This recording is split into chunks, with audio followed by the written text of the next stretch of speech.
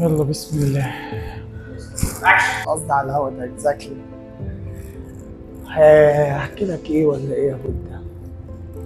كنت جيت لو تفتكر في مره انت سالتني بتقول لي ايه انت ازاي انا بشوفك مثلا بتكنترول حاجات معينه، كنت علقت على موقف معينه لو انت ازاي بتعمل فيها كنترول او ازاي بتعمل كنترول على شهوتك بشكل عام بقى، سواء اكل او اي حاجه. انا مثلا اتعودت ان انا بقالي فتره مثلا بعك في الاكل او مش قادر خلاص، انا عارف انت اللي هو انا جالي حاله تمرد كده على الاكل، مش هاكل هيلث تاني، مش همشي على نظام، مش قادر، زهقت وقرفت واتخنقت من حياتي كلها.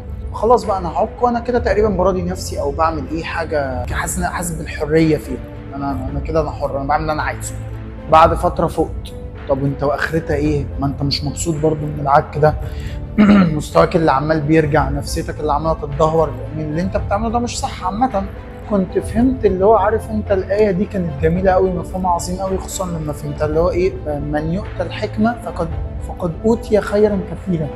اللي هو إيه الحكمه هنا او مفهوم الحكمه هنا؟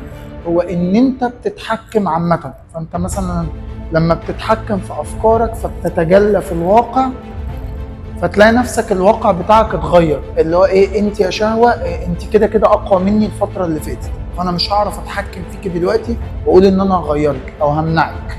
انا نفسي في الوجبه دي اللي هي غلط، فبقول لنفسي ايه، خلاص اوكي، انا كده كده هاكلك عشان مش هعرف اقاومك، بس بعد نص ساعه شكلك دلوقتي. فستيل انا اللي متحكم، على الاقل اتحكمت في الميعاد خلاص. فبتلاقي نفسك بقى بالتدريج بدات تتحكم فيها، فالموضوع ايه، بدأ يتغير معاك. عموما بقى تلاقيها بدأت تظبط معاك في كل حاجة. فعطفك واحد مو كفاية، واخد بق مية.